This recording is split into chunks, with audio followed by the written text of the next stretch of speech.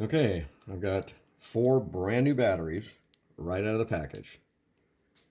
And I'm going to put them in correctly. And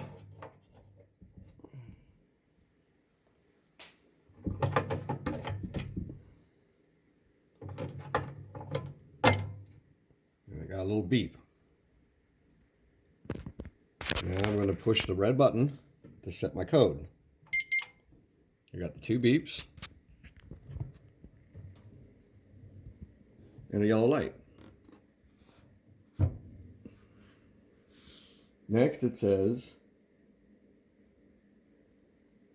to enter my password and press the pound key.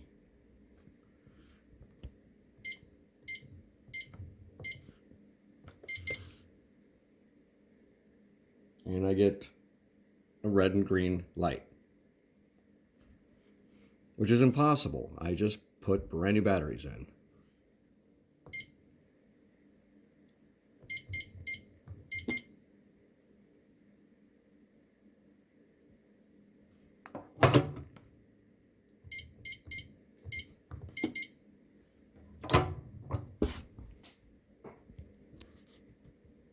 So therefore, I cannot open a safe with a keypad.